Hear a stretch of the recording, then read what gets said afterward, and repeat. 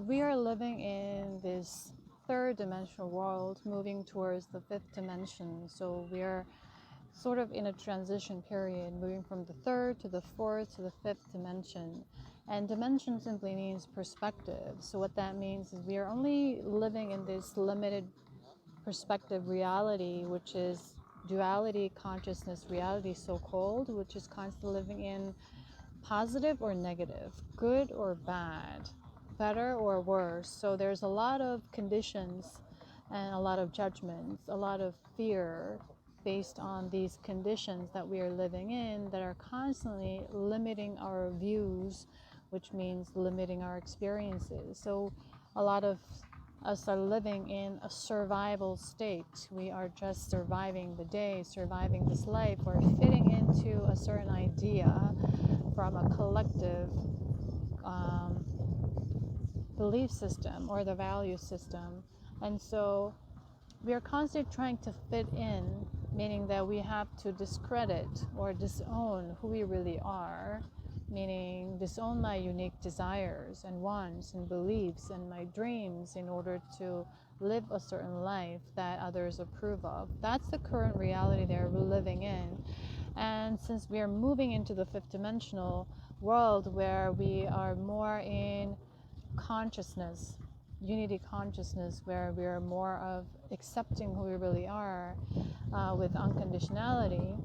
And so because we are in this transition period, a lot of the souls are now starting to wake up and questioning, to see the questioning and challenging and testing the traditional values and belief system that they were taught on.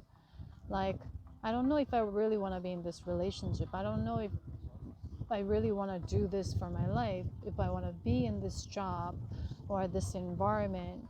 And we start to go through a lot of chaos and confusion because that's what we know best, which is comfort zone.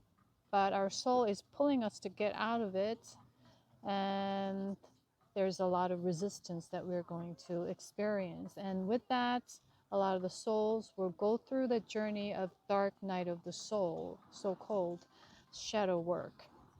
And so if you are in that place, what it's really happening is you are breaking through the past barriers.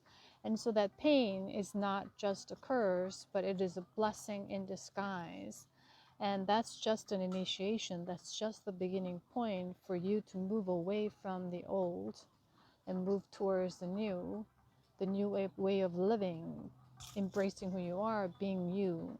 So for instance, a lot of us grew up in chaotic environments, the household or the society, where we felt unsafe, meaning the parents were always unavailable emotionally, or they were busy, or they had their own toxic habits or conditions that they were playing out unconsciously to the family members. And so the kids take that on, right? We get yelled at, we get resisted, and we get questioned by saying certain things that that's not what you need to do, that's not what you should do, that's not right, you're a bad boy, you're a good girl, right? All these ideas and conditionings. And so what we learn is that we learn to focus on the problem. Feeling not good enough is a big issue for a lot of the souls living now on earth because of the conditional society that we've been living on. And so unconsciously, we see the outside world as a potential threat because we never really felt safe, because we didn't feel heard. We didn't feel like they embraced or accepted me for being who I am. I had to be a certain kid in order to get praise or approval or say that I'm so proud of you. I had to achieve, right? All these ideas, living up to external expectations. And I had to depend on them, which is creating codependent relationships. And so these energies are affecting the way we think about who we are, the way we feel about who we are. And that has become our self-image. So I may not be good enough. So where am I focusing on constantly? I'm focusing on the problem. that I have, or all unconsciously I'm looking for a problem because that's the comfort zone. Because I never really felt unsafe, I had to feel safe, and in order to do that, I needed to control the outside. That's where we develop a lot of stubbornness, resistance, controlling tendencies because of that insecurity and feeling unsafe. And so we constantly look for a problem unconsciously, or the areas that I need to fix with me, with my life, with other people. The constant focusing what I don't have yet, what's lacking with me. Or sometimes we get fixated on this one idea, a goal. A lot of masculine energy will be dominant force when we are feeling unsafe, insecure, because I need to control and produce for myself. There wasn't a lot of help available growing up on an emotional level, mental level, physical level, or sometimes I may have had a home that's loving, protective on a physical level, but we never really were deeply connected on an emotional level. I never felt heard.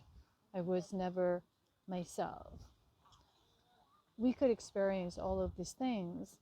And so when we have this, we fixate on a goal, and that was the way we survived, by achieving, going for that goal. And when that goal suddenly disappears or it doesn't happen, it could create a lot of emptiness, the void inside, or that discouragement, or even depression, because now my life has gone, because we equate that goal as my life when we are in a survival state. And when the goal is not there, then why do I get depressed? Because that was the only opportunity that could save me. That is the link that we make. Even though there are limitless opportunities that I can grab on, or I can create for myself, because I'm a creator, we don't see that. We only depend on that particular thing as the ultimate. And once it's gone, then there's no point of living, or it is pointless to work so hard. It is meaningless. It is useless. This convincing rationalization, they start to take place, right? And then what does that? It lowers your energy. It depresses you. You get angry and then you get sad. That's a cycle. And constant dissatisfaction, discontentment, often sporadic frustration, big or small, here and there. That's the life I'm used to. And so it's something that we need to understand, these patterns. And it's not who you are, but it's the conditions, the traumas that are playing out.